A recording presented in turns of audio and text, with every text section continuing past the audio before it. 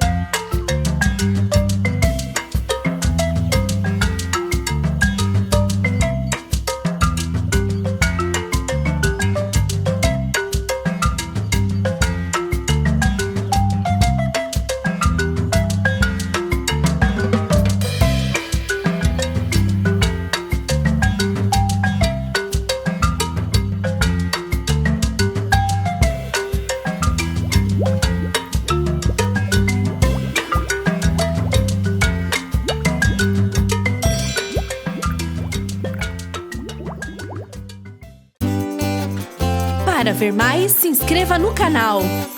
Arte Fácil!